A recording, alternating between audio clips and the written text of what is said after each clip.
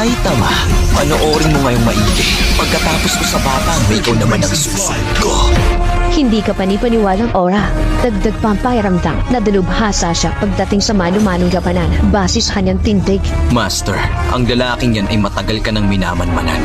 Tatapusin ko na siya ngayon para hindi na siya makapanggulo ulit. Tingin mo ba matatalo ako ng ungas na kagaya mo? Papaano mo ako matatalo? Ikitang napakahina mo lang naman. Itotodo ko sa iyo ang lahat, kaya siguradong tapos ka na ngayon.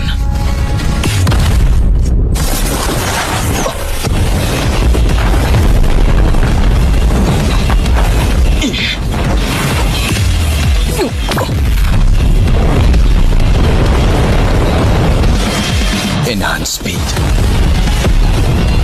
Kumpara sa laban namin nung nakaraan, mas lalo siyang bumilis ngayon. Hindi kaya nagpalit na naman siya ng parte? Pambihira, hindi ko na sila makita.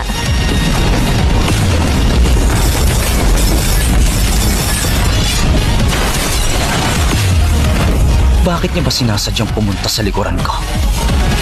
Ang ungas na to, mas mabilis siya kaysa sa akin.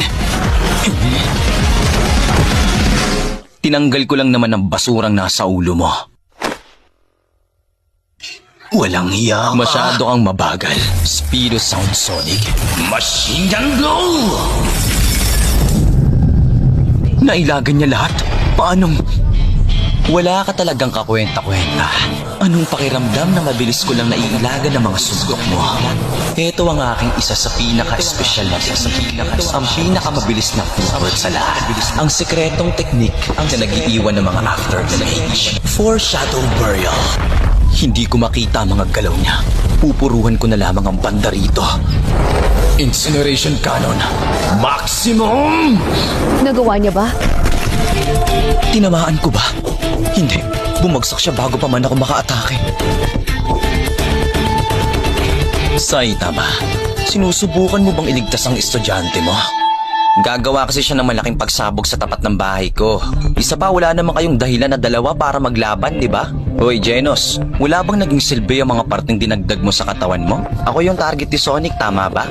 Masyado ka nang nanggugulo, kaya hayaan mong makipaglaro ako sa'yo ng kaunti. Sumugod ka na. Matagal ko nang hinihintay ang pagkakataong ito. Ang inimbento kong teknik para paslangin ka. Ipapakita ko sa'yo. Sige, ipakita mo.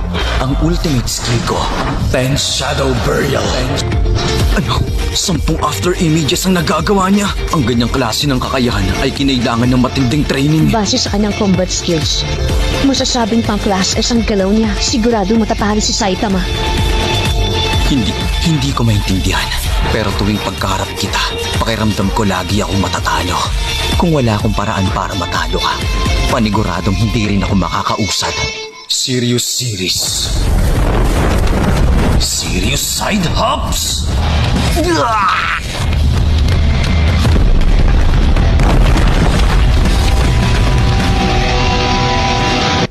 Anong ginawa mo? Tumalon lang ng kaliwat kanan tapos mabilis. Ganun lang. Buisit. Isa yung shockwave at nakabuo ng hindi mabilang na after image. Mas mabilis siya sa akin. Sa susunod. Ang pinakamalakas na mandirigma ng planetang ito. Ramdam kong walang limitasyon ang enerhiya niya.